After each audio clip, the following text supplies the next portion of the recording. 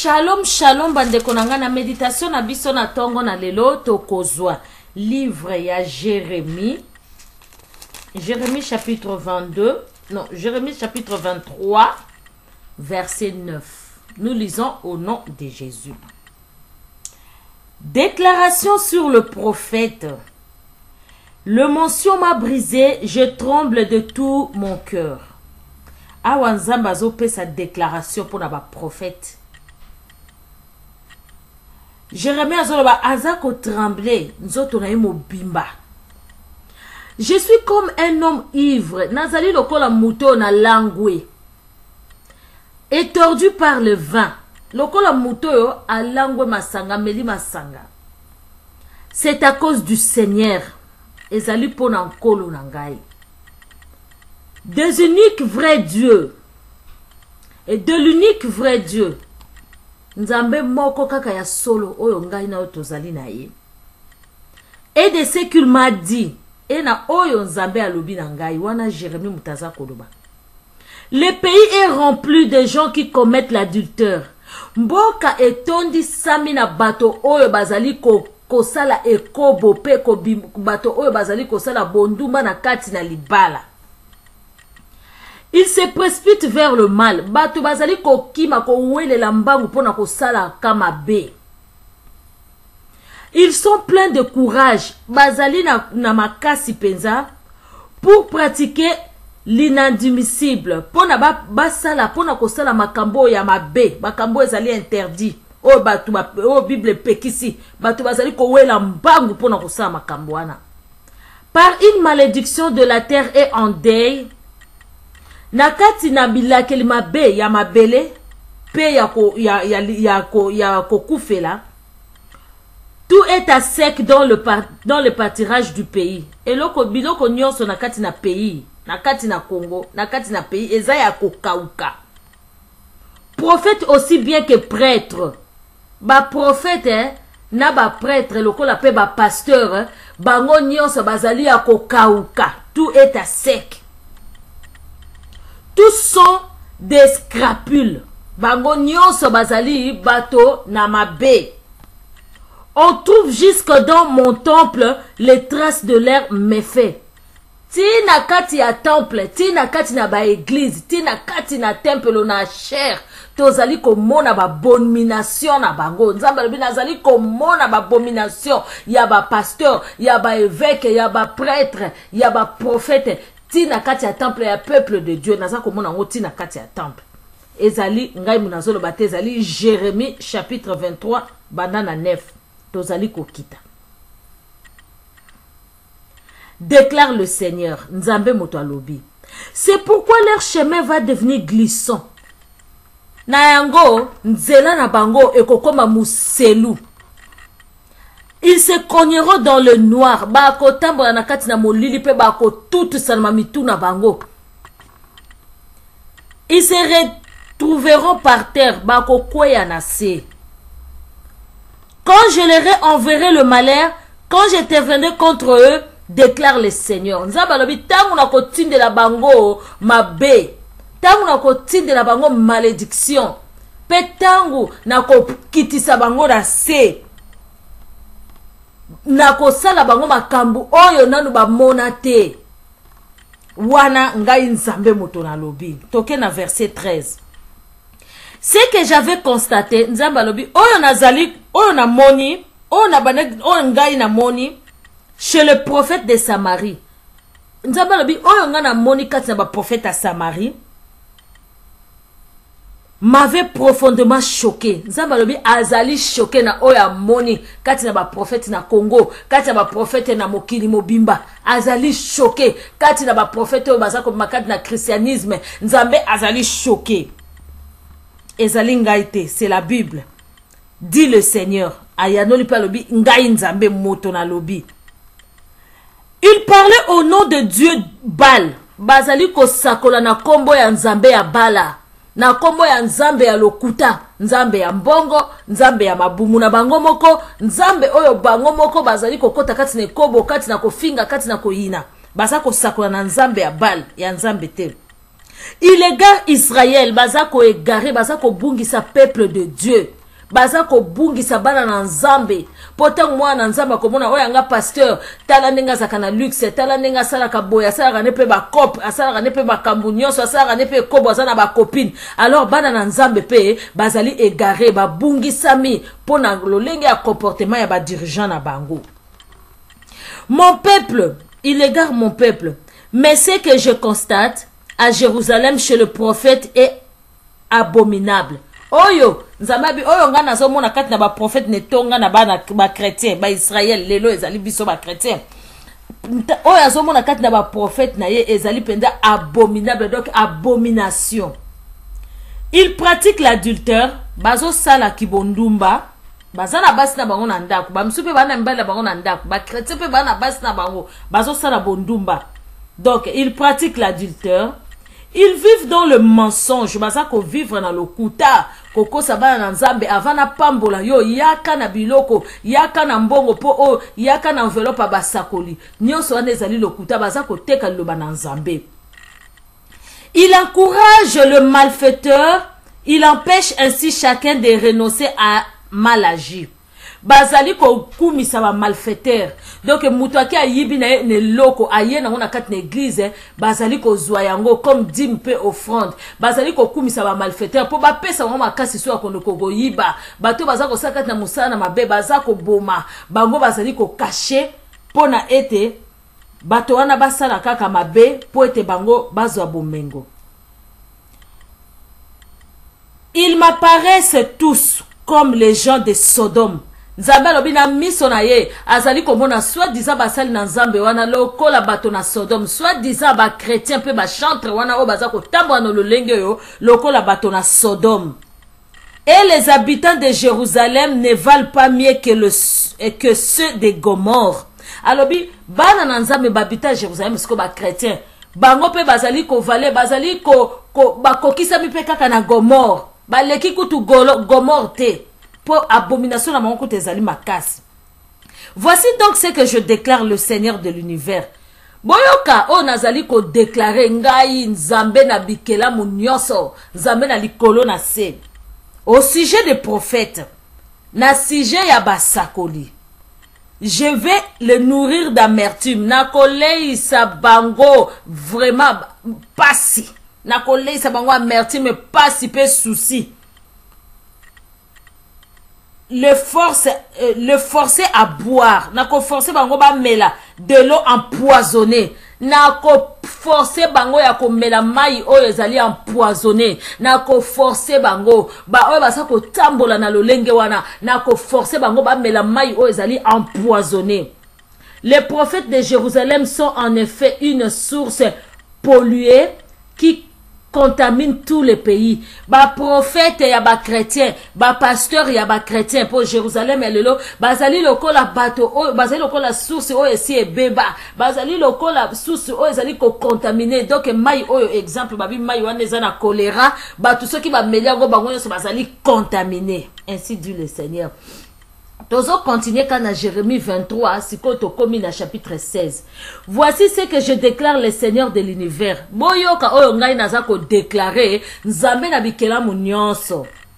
N'écoutez pas, boyoka bang, n'écoutez pas ce que vous disent le prophète. Boyoka basakol na lokuta wana te.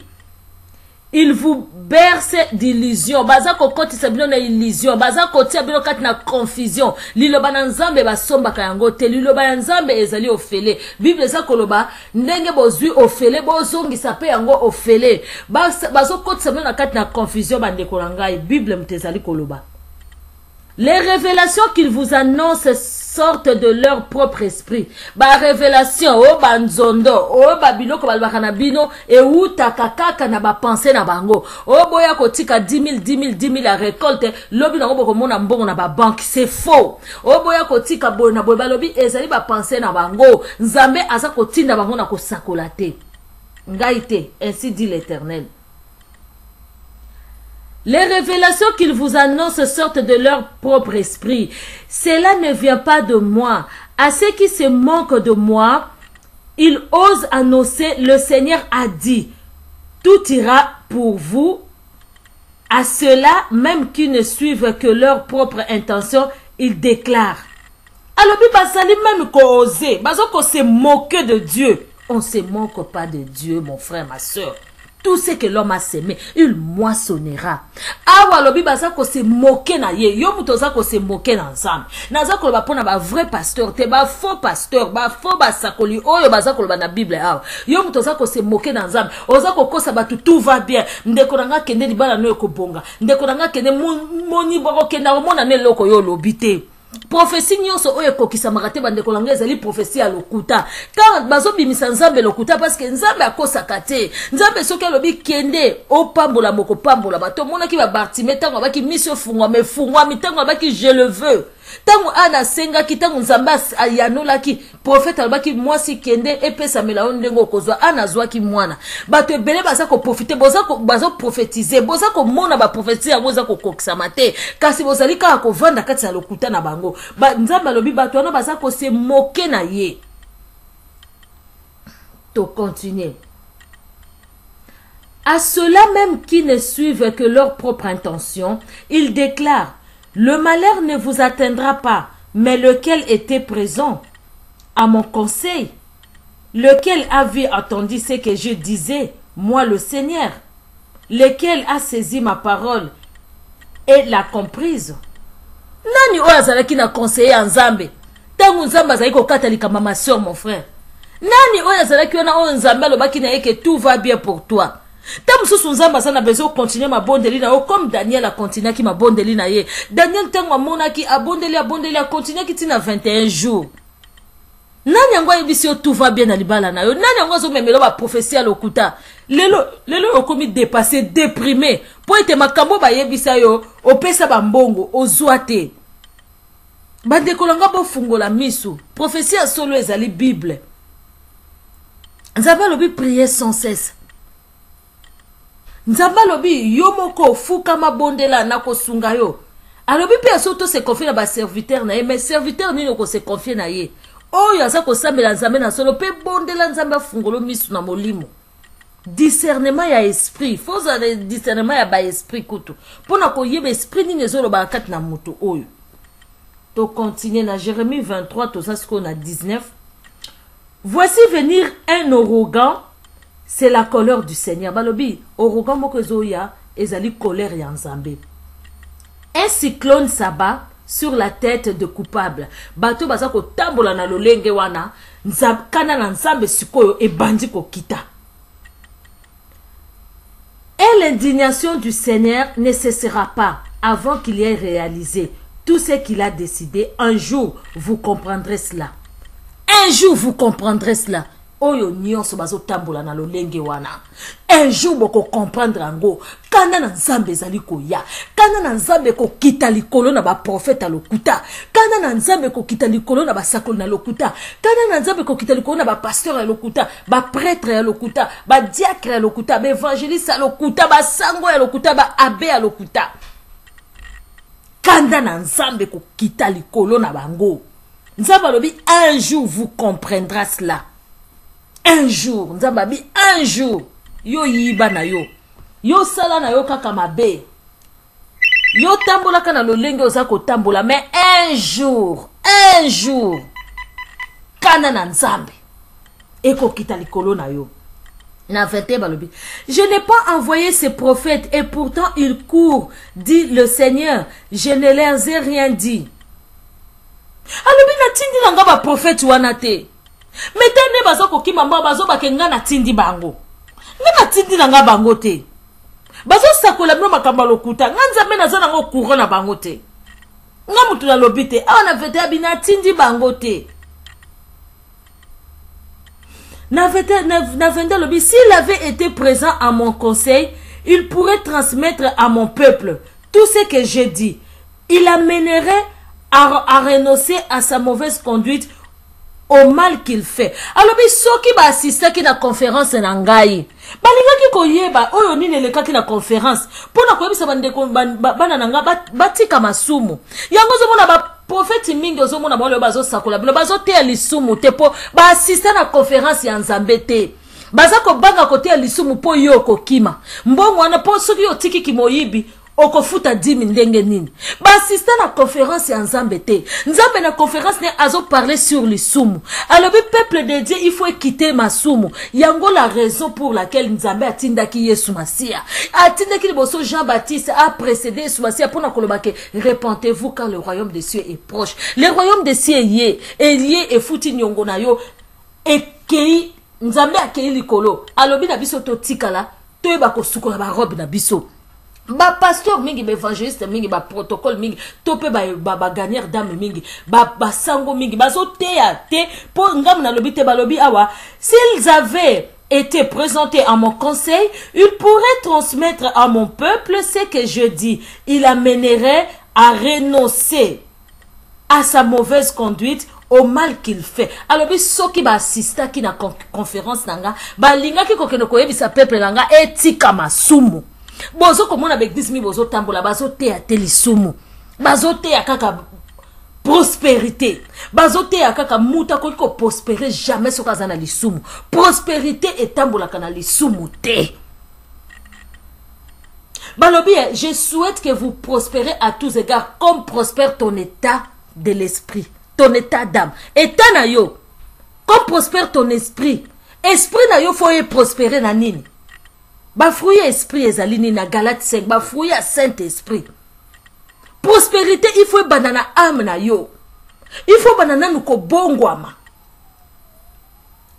vraie prospérité ezalini kotika masumu mutu balobi kotika masumu ezali commencement ya sagesse ezalini epa ya mutu ezali bénédiction oyo mutu akoki kosomba ngona mbongo te yango nozomona baza ko assister na conférence Nzambe te conférence Nzambe ezali na kati na prière okomona ete ya ba pasteur on a ba prophète on a ba prière kate ba kota susu ba jeune prière te baza na conférence ya Nzambe te bazwa susu ba vision te po vina bango koma masanga vina bango koma basi vina bango koma luxe ba voyage baza susu na taya ko assister na conférence ya Nzambe te yango baza ko ba makambo lokuta toke na verset 23 balobi serais-je un Dieu à la vue courte?